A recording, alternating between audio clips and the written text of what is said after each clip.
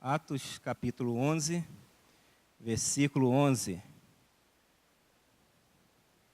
Nós vamos ler até o 14, depois nós vamos no capítulo 10, voltarmos um pouquinho.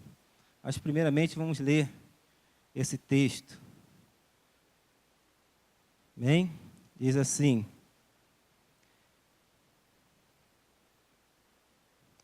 E eis que na mesma hora pararam junto da casa em que eu estava 3 varões que foram enviados de Cesareia. E disse-me o Espírito que fosse com eles, nada duvidando. E também estes 6 irmãos foram comigo. E entramos em casa daquele varão, e contou-nos como vira em pé o anjo em sua casa. Eles dissera: envia varões a Jope e manda chamar Simão, que tem por sobrenome Pedro, o qual te dirá palavras com que salves a tu e a tua casa. Poderia sentar.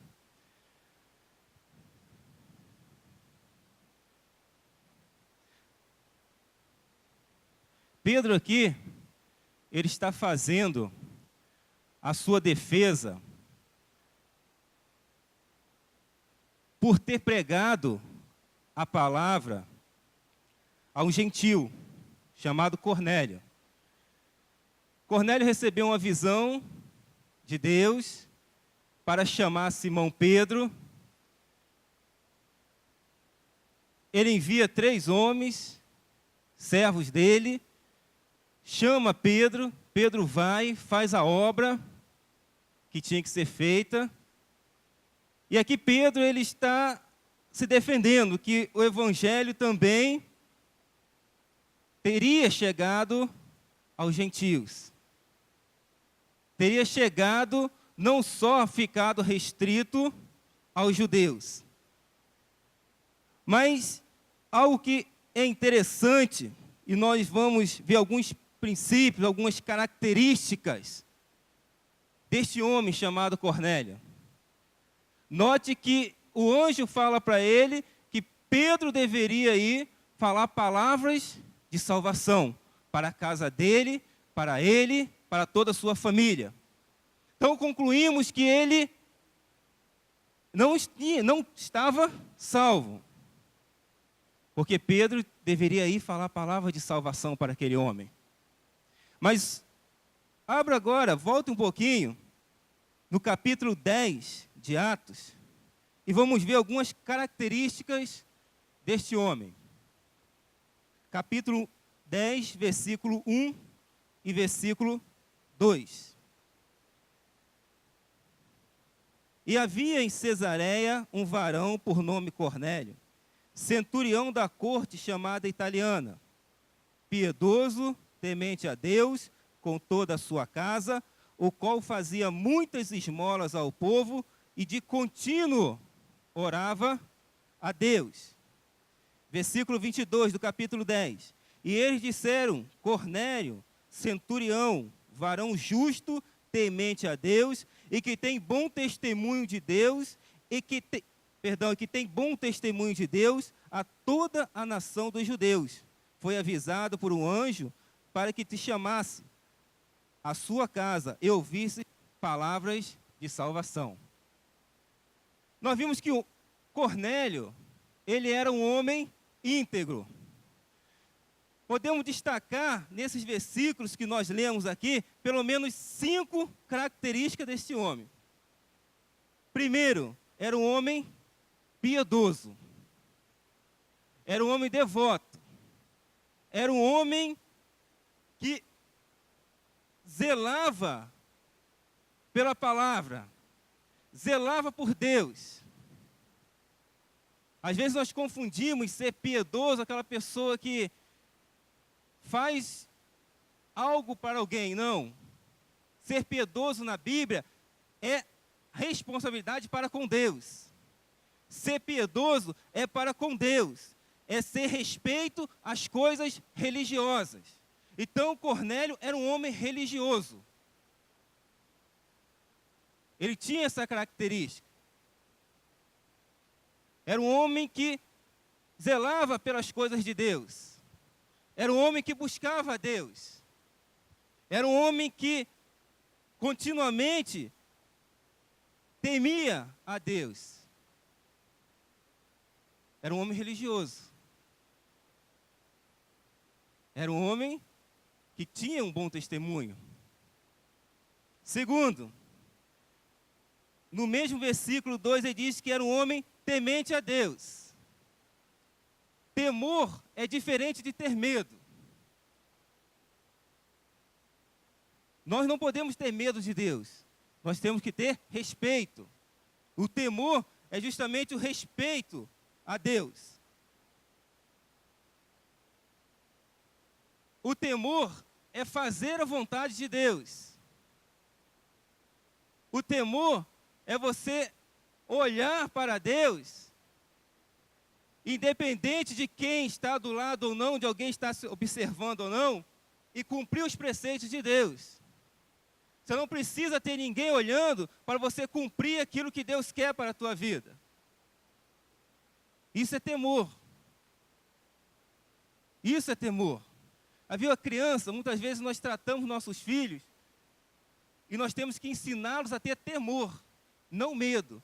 Porque o medo é quando a pessoa está presente. O temor é quando está ausente. Se o seu filho só faz a coisa errada, certa, quando está perto de você, é porque ele tem medo de você. Porque você está olhando. Agora, se mesmo longe de você ele procura fazer as coisas certas, é porque ele tem temor. Ele tem entendimento, ele está entendendo o que é o conselho do Pai. E com Deus é isto. Apesar de crermos que Deus está em todo lugar, a sua onipresença, mas a tendência do ser humano, quando não tem ninguém olhando, dá aquela escapulida, dá aquele deslize. Mas o temor ele faz com que você se agarre a Deus e não passe pela sua mente certas coisas. Então Cornélio era um homem temente. Cornélio procurava fazer as coisas certas. Terceiro, Cornélio dava esmolas. Era um homem que praticava as boas obras. Era um homem que ajudava os outros. Era um homem que, na condição que ele tinha, era um centurião. E na corte italiana, o centurião, ele era chefe de 80 a 100 soldados. Né? Por ser centurião, não necessariamente seriam 100 soldados, mas ele tinha sob a sua responsabilidade de 80 a 100 soldados. Então era um homem responsável, era um homem cheio de responsabilidade. Mas ele diz que ele ajudava muito. Podia dar cesta básica, poderia ajudar aquela comunidade ali. Quarto, ele fazia continuamente oração a Deus. Então era um homem que orava. Era um homem que buscava. Era um homem que se entregava a Deus. Era um homem que, a Bíblia diz, constantemente, continuamente orava a Deus com toda a sua família. Então era um homem respeitoso. Era um homem que ensinava a sua família o caminho correto. Era um homem que praticava uma religião. Quinto, dava testemunho. No versículo 22. Então ele era um homem íntegro. Era um homem que, humanamente falando, se nós observássemos ele hoje, poderíamos dizer, olha, aquilo ali é um santo homem de Deus. Aquele ali, sem sombra de dúvida, vai para o céu, porque ele pratica todas as obras que é necessárias que um cristão precisa praticar. Contudo, nenhuma obra, nada que fazemos nos dá condição para a salvação. Orar, jejuar, bom testemunho é necessário por sermos salvos, não para sermos salvos. Não adianta nós orarmos, não adianta dar esmola, não adianta ser temente a Deus. Ainda que como cristãos precisamos praticar isso, porque o cristianismo, ele é uma religião da moral. É uma religião salva, mas é uma religião que está intimamente ligada à moral, aos bons costumes. Mas essa moral, esses bons costumes que eu falo, é segundo a Bíblia. Até o pastor hoje comentou aqui na escola dominical. Algo que lá no passado era moralmente correto, na sociedade hoje pode não ser. Algo lá no passado que era moralmente incorreto, hoje na sociedade pode ser moralmente correto. Os preceitos morais da nossa sociedade, eles são mutáveis. Agora, os preceitos morais da Bíblia e da Palavra de Deus são imutáveis. O que era pecado lá no passado, continua sendo pecado hoje e vai ser pecado até a volta de Cristo. Então, quando nós falamos de religião da moral, não é a moral que o mundo prega, porque a moral do mundo, a moral da sociedade, é uma moral mutável. Agora, a moral de Deus, da Bíblia, é uma moral imutável.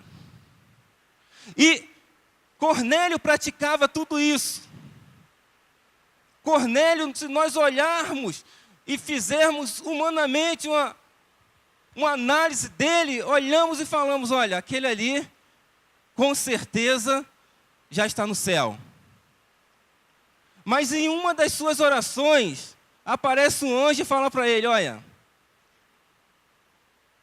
envia homens a Jope, chama Pedro, que ele vai vir aqui e vai te dizer palavra de salvação, que vai salvar você e toda a sua casa. Então a condição para a salvação, como foi cantado, foi louvado aqui, é unicamente Cristo. Ele é a condição única para a nossa salvação. Não há outro, não há preceito, não há nada que possamos fazer que vamos ter o direito da salvação, a não ser Cristo, a não ser o Senhor. E Ele, como foi falado aqui, tem que ser o centro da nossa vida, tem que ser o centro da sua comunhão, tem que ser o centro do seu prazer, tem que ser o centro da sua vida.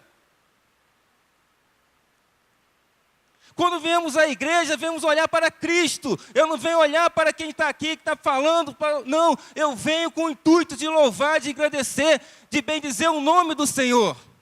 E é isso que nós, como igreja, precisamos buscar. Os preceitos, as coisas morais, têm que acompanhar o servo de Deus. Mas o mais importante é você servir fielmente ao Senhor. Porque quando você é regenerado, é lavado, todas essas coisas vão te acompanhar. Agora não pode ser o inverso. Não pode. Simplesmente eu praticar as boas obras. Simplesmente eu ser um homem de oração. Simplesmente eu ser um homem temente a Deus, se eu não tiver o pleno conhecimento da verdade que é Cristo. Se eu não aceitá-lo verdadeiramente como meu Senhor e Salvador. E para isso não importa a condição do homem. Foi Cornélio ali, mas poderia ser qualquer um outro que estivesse praticando tudo moralmente incorreto. Porque Cristo ele não faz essa acepção. Ele não olha para a condição do homem que ele está. Ele diz, vinde do jeito que estais. Vinde do jeito que estais. Mas você nunca, jamais pode sair do mesmo jeito que veio.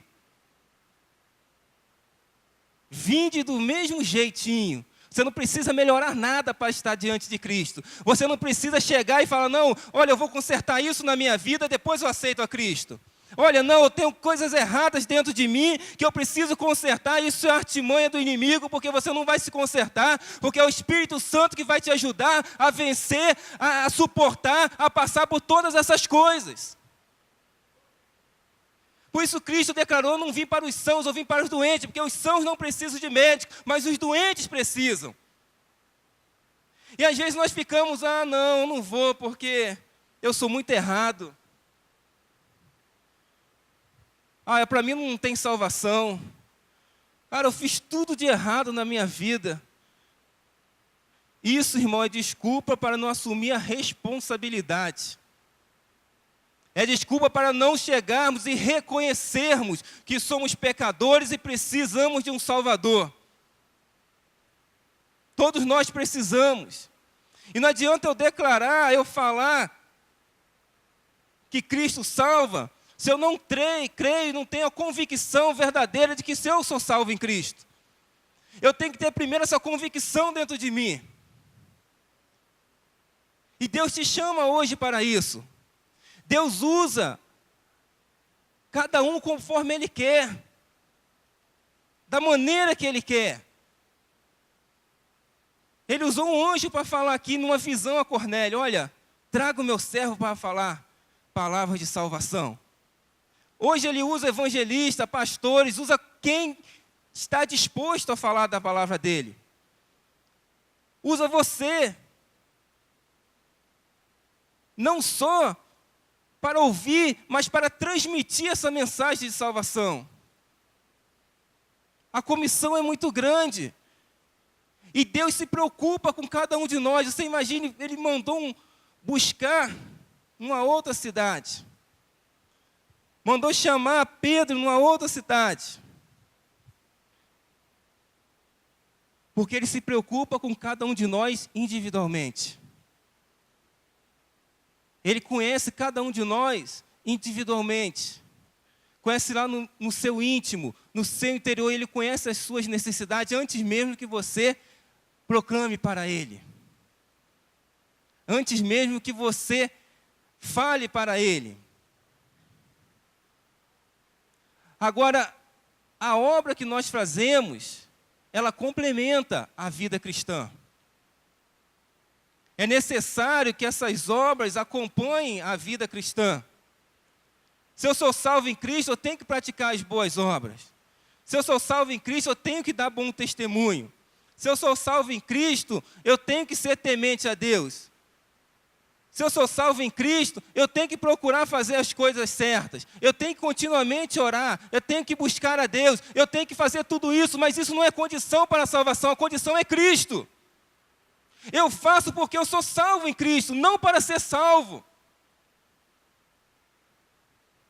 Há necessidade de continuarmos orando? Sim. Há necessidade de sermos tementes a Deus? Sim. Há necessidade de ajudarmos ao próximo? Sim. Aqui um exemplo. Porque o cristianismo é isto. Ajuda mútua. Relacionamento.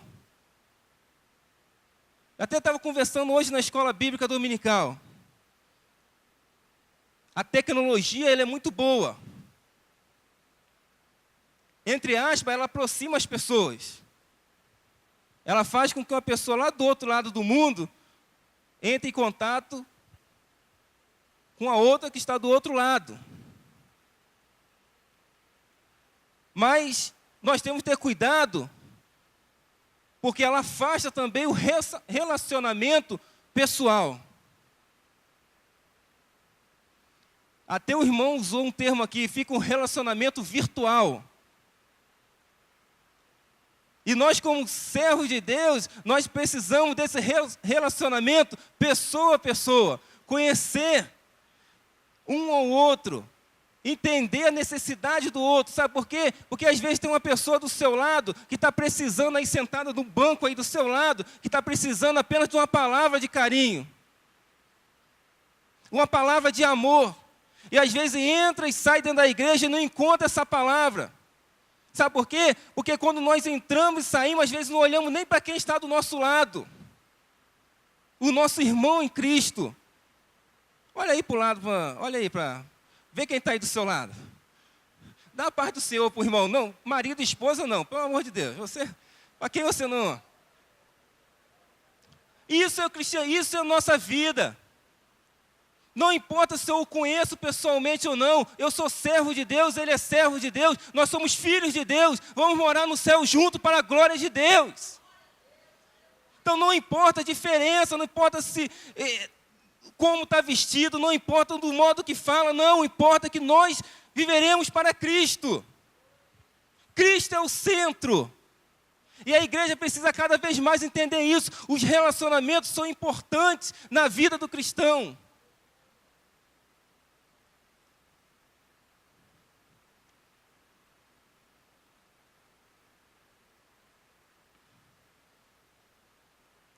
Irmãos, as pessoas hoje têm muita facilidade em chegar lá no Facebook e escrever uma porção de coisa, mas não tem coragem de falar 2 palavras para o irmão que está do lado pessoalmente. Sabe por quê? Porque hoje as pessoas ficam tão preocupadas com o individualismo que têm medo de se relacionar. Sabe por quê? Porque quando nós nos relacionamos,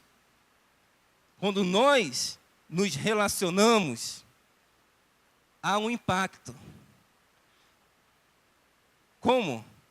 Você começa a conhecer o defeito e as virtudes da outra pessoa. E aquela outra pessoa começa também a conhecer os seus defeitos e as suas virtudes. E nós muitas vezes não queremos deixar transparecer os nossos defeitos. Por isso é tão difícil nós nos relacionarmos. Porque eu não quero que ninguém conheça os meus defeitos. É bom, é melhor que a pessoa olhe para mim e veja assim, olha aquele ali, olha pastor, que bênção. Olha lá, prega e fala e não sei o quê. E aquele do louvor e louva, que é uma beleza. Mas de longe, quando nós começamos a nos relacionarmos, aí nós começamos a conhecer verdadeiramente quem é a pessoa, com os seus defeitos e as suas virtudes. Então isso gera um contraste. Já viu briga de marido e mulher? O pastor vai aconselhar, o pastor tem muita experiência. Vai falar com o camarada só fala o defeito da mulher. Vai falar com a mulher só fala o defeito do homem. Não é verdade? Porque nós, quando olhamos para o ser humano, a nossa tendência é justamente olhar os defeitos. Mas Cristo, quando olha para nós, Ele não olha nenhum defeito. Ele não vê nada. Ele não vê o seu defeito, Ele só diz para você, só vinde do jeito que estás. Aquele cego na beira da estrada, em que Cristo ia passando, à margem da sociedade, e até os discípulos falavam, olha, cala-te, não importune o mestre. Jesus fala, não, tem alguém me chamando. Tem alguém clamando. Tem alguém precisando de ajuda. Tem alguém necessitando de um relacionamento. Isso é a nossa missão como servos de Deus. Mas mediante essas 5 características de Cornélio, eu quero destacar 2 atitudes dele, que fizeram toda a diferença quando ele recebeu aquela mensagem. A primeira está no versículo 7 do capítulo 10 de Atos. Retirando-se o anjo que lhe falava, chamou 2 dos seus criados e um piedoso soldado dos que estavam a seu serviço. E, havendo-lhe contado tudo, enviou a Jope. E no dia seguinte, indo eles em seu caminho, e estando já perto da cidade, subiu Pedro ao terraço para orar. Quase a hora 6ª. Primeira atitude de Cornélio. Ele imediatamente chama os seus servos. A salvação, ela requer urgência. Você não recebe a palavra divina, a palavra de Deus, você não pode deixar para amanhã. Amanhã eu penso, amanhã eu faço. Não, a salvação é imediata. Você tem que dar uma decisão, é agora. Você decide agora. Eu decido ser um servo de Deus, eu decido servir a Cristo. Foi o que Cornélio fez, recebeu aquela mensagem, envia homens a Jope. Ele não falou, vou enviar amanhã, hoje é feriado. Vou enviar amanhã, hoje meus servos estão cansados. Não, ele imediatamente chamou eles, vai, traga esse homem aqui, porque ele vai falar palavra de salvação para mim. Traga esse homem aqui, porque ele vai falar palavras de vida eterna para mim. Então a salvação é imediata, e a atitude que você tem após receber uma palavra divina, é o que vai fazer a diferença na sua vida. Não, pastor, hoje não é dia não. Eu estou muito bem. Essa palavra hoje não é para mim. Eu estou perfeito. Não, a palavra é para todos nós, porque a todo dia nós precisamos de arrependimento. Todos os dias nós precisamos nos colocarmos aos pés da cruz de Cristo. Irmãos, hoje, pregar a palavra é difícil.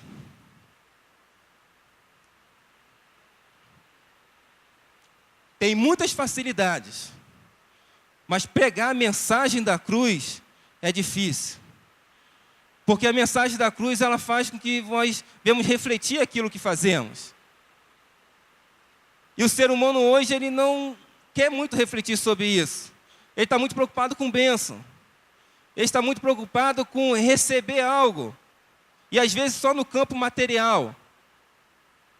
Mas a mensagem da cruz, a mensagem de Cristo, a mensagem de salvação, é uma mensagem que impacta e faz com que você venha pensar e refletir naquilo que está fazendo, naquilo que precisa fazer. O que eu tenho feito para o reino de Deus? O que eu preciso fazer? Só que essa mensagem incomoda. Porque o ser humano hoje também não gosta de ser confrontado.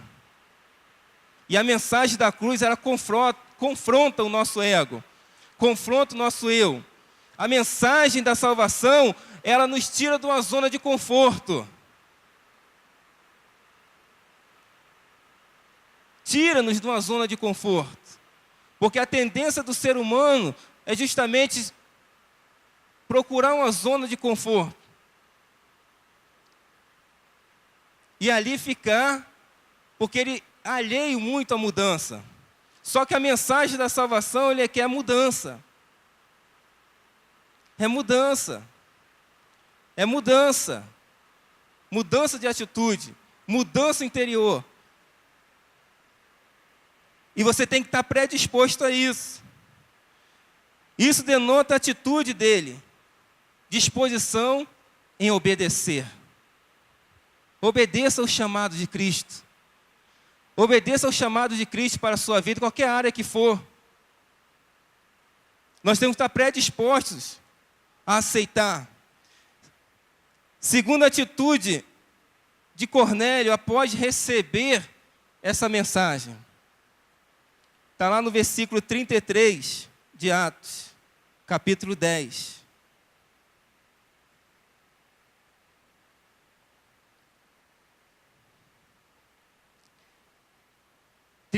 ao 43.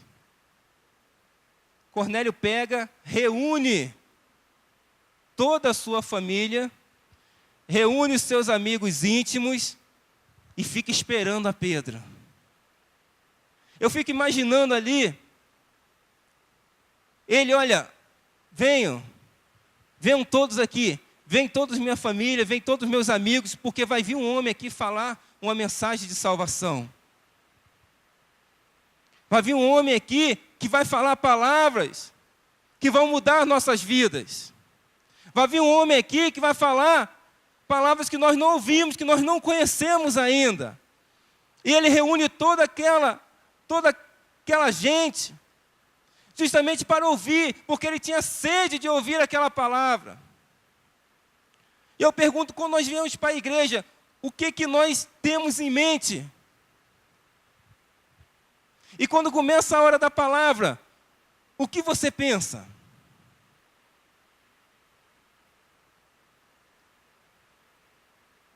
Só esperar o término do culto? Ou você realmente anseia em ouvir a palavra do Senhor? Ou você realmente anseia em meditar nessa palavra? Irmãos, eu fico olhando e às vezes até questionando, não a Deus, mas a mim mesmo. Como é tão fácil encher um estádio quando vai um cantor? E como é tão difícil encher uma igreja quando o propósito é a ministração da palavra? Será que os nossos referenciais como igreja hoje não estão um pouco distorcidos?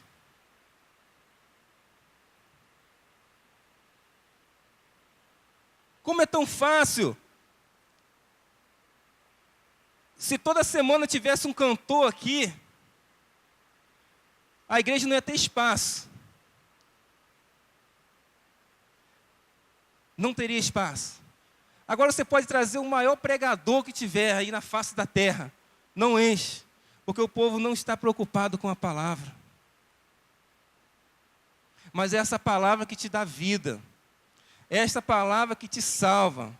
Essa palavra que cura. Essa palavra que liberta. Essa palavra que te dá uma nova esperança.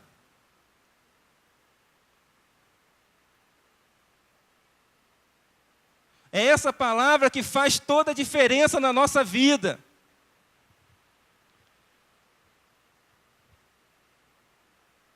Cristo morreu na cruz, não foi em vão. Ele morreu para que você tivesse essa esperança. E é Ele que transporta essa esperança para nós. Então nós temos que a cada dia sermos consumidos por essa palavra. Consumirmos essa palavra. Voltando às facilidades, hoje é muito fácil eu entrar no Google e ver lá. O que significa isso? Do que eu pegar a Bíblia e começar a estudá-la, esmiuçá-la, pedir a direção do Espírito para que possa dar entendimento para você compreender. Isso é muito difícil. Isso gera tempo, disposição. Então é mais fácil eu pegar já tudo pronto. E nisso nós estamos perdendo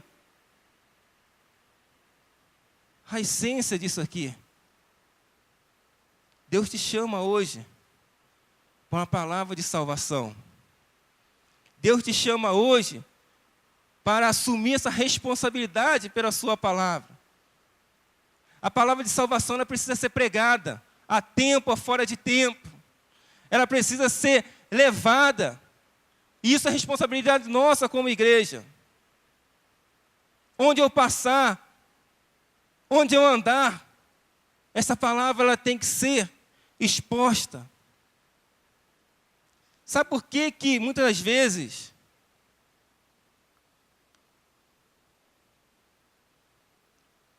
as seitas elas sobressaem sobre a igreja de Cristo? Porque eles estudam, e muito, aqueles preceitos dele. Eles quando saem, quando conversam, eles conhecem tudo a respeito do seu ensino. E nós, muitas vezes, nós não nos preocupamos sobre os fundamentos nossos. Sobre o cristianismo, sobre aquilo que realmente nós cremos.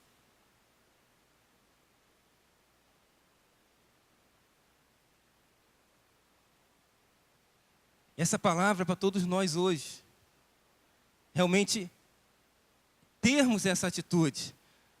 Não basta apenas, exteriormente, ser temente. Não basta apenas você dar esmolas, fazer boas obras. Tem que ter Cristo dentro de você. Tem que praticar aquilo que Cristo mandou. E para encerrar, Pedro chega, vê todo aquele povo, prega, todos aceitam a Cristo e são batizados. Para a glória de Deus. Essa é a mensagem de salvação para nós. Essa é a mensagem de Cristo para as nossas vidas.